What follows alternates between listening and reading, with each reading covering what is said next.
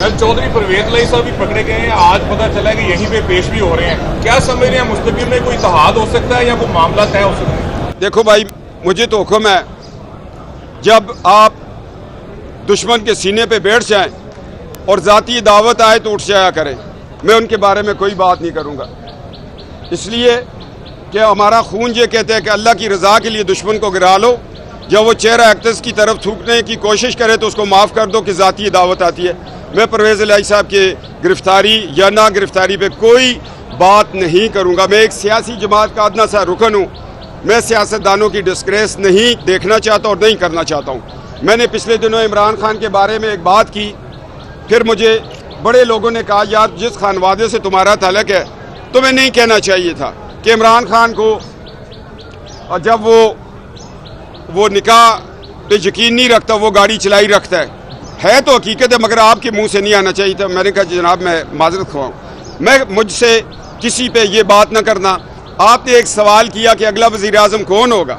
देखिए आप भूल गए, मुझे याद है कौन होगा, वो लोहे महफूज पे लिखा होगा। अल्लाह ने जिसको इज्जत देनी होती है ना, नवाबजादा नसरुल्लाह साहब कायदे आज़म के वक्त से सियासत करते रहे, नी किस्मत में था।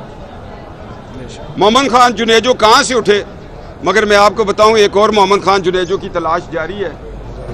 हम भी मोहम्मद खान जुनेजो बन जाते हैं यार। मैं बहुत खुश हूँ जी, आज बड़े खरे खरे सवाल हो रहे हैं और खुल के आप लोग बोल रहे हैं। लगता है कि आप डरे नहीं और मेरे भाई तैयार है। ये लास्ट टाइम भी इन्होंने बड़े अच्छे सवाल किए थे।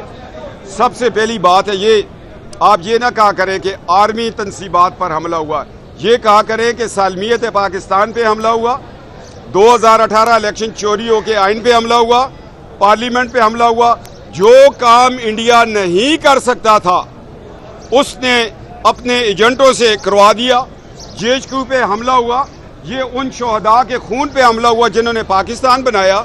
48 की जंग लड़ी, 65 की जंग लड़ी, 71 की जंग लड़ी, दहशतगर्दी के खिलाफ जंग लड़ी, और आज सियाचिन पर हमारे भाई हमारे बेटे इस मुल्क के दिफा के लिए लड़ रहे हैं।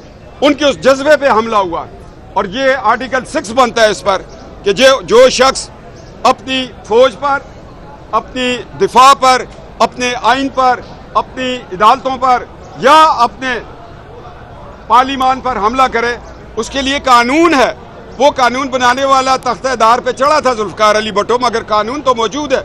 ये बड़ी ज्यादती हुई, तहरीकें चलती रहती हैं, सियासी जमातें इलेक्शन हारती जीतती रहती हैं, सियासी जमातों के इलेक्शन चोरी होते हैं, मगर जीएचक्यू उस इंसिग्निया पर जब आपने पांव रखा तो वो शोहदा जिनकी आज घरों में बेटी बेवा, उनके बच्चे, उनके रिश्तेदारों के दिल पे क्या गुजरी होगी।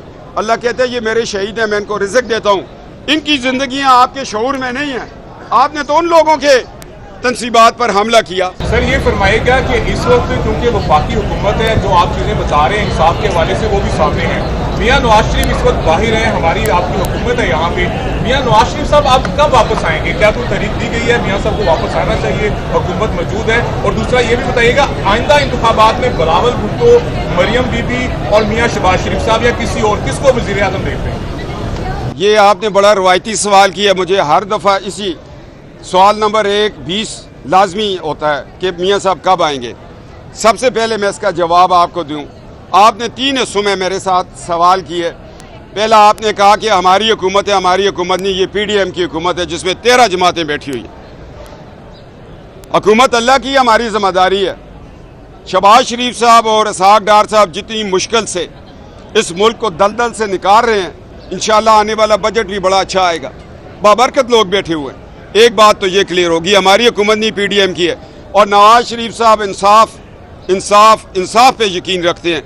अगर हुकूमतों से उन्होंने कोई रियायत लेनी होती तो जनरल रहील शरीफ ने कहा था मुझे एक्सटेंशन दे दें, आप पानामा भूल जाएं। उन्होंने कहा मैं असूल नहीं तोड़ूंगा, मैं अडयाला जेल चला जाऊंगा, और चले गए थे।